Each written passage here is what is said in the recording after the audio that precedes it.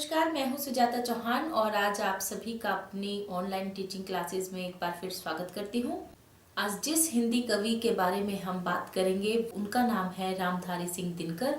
तो चलिए समय न गवाते हुए स्टार्ट करते हैं ये वीडियो। रामधारी सिंह दिनकर की जीवनी तथा कार्य आज मैं आपको बताऊंगी। रामधारी सिंह दिनकर एक जाने माने भारतीय हिंदी कवि, निबंधकार, देशभक्त और पत्रकार थे।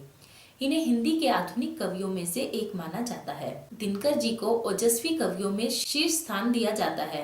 इनका जन्म 23 सितंबर 1908 में सिमरिया में हुआ। दिनकर जी ने भारतीय स्वतंत्रता संग्राम के दौरान क्रांतिकारी आंदोलन का समर्थन किया, परंतु बाद में इन्होंने गांधीवादी विचारधारा को अपनाया। इनके पिता का नाम रवि सिंह था तथा इनकी माता का नाम मनरूप देवी था। इतिहास, राजनीति, दर्शन इनकी पसंद के विषय थे। मैट्रिक के बाद इन्होंने पटना कॉलेज में प्रवेश किया। दिनकर जी की पहली कविता 1926 में छत्र सहोदर छात्रों का भाई नामक पत्र में प्रकाशित हुई। इन्होंने किसान सत्याग्रह पर आधारित 10 कविताएं लिखी जो विजय संदेश नामक पुस्तक में प्रकाशित हुई। इनका पहला कविता संग्रह रेणुका नवंबर 1935 में प्रकाशित हुआ। इन्होंने महाकाव्य और खंड काव्यों की भी रचनाएं की। चलिए देखते हैं इनकी रचनाएं। उर्वशी इन्होंने महाकाव्य लिखा। कुरुक्षेत्र खंड काव्य। रेणुका इनका पहला कविता संग्रह था। इसके अलावा इन्होंने बहुत सारी कविताएं लिखी जिसमें कुछ प्रमुख हैं। रसवंती 1939 में आई, बापू 1947 में, इतिहास के आंसू 1951, धूप और धूल 1951, दिल्ली 1954, नीम के पटे, नील कुसुम 1954, सीपी और शंख 1957 आदि इनकी प्रमुख कविताएं थी। गद्य रचनाएं।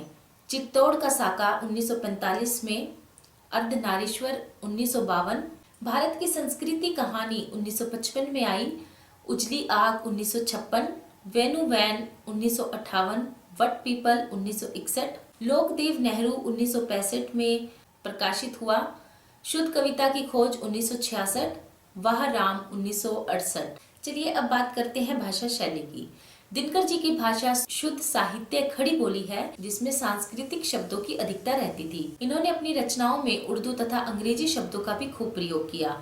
ये व्यवहारिक भाषा का प्रयोग अपनी गद्य रचनाओं में करते थे और इसके साथ साथ कहीं कहीं देशज शब्दों के साथ साथ मुहावरों का भी खूब प्रयोग करते थे। गंभीर विषयों में ये विवेचनात्मक शैली का प्रयोग करते थे तो कहीं अपनी गद्य रचनाओं में ये भावात्मक तथा आलोचनात्मक शैली का भी प्रयोग करते थे। दिनकर जी अपनी कविताओं में अलंकारों का अच्छा खासा प्रयोग करते थे जिनमें मुख्य रूप से रूपक, उत्प्रेक्षा तथा उपमा अलंकार आते हैं। इसके अलावा वे छंदों का भी अपनी रचनाओं में प्रयोग करते थे।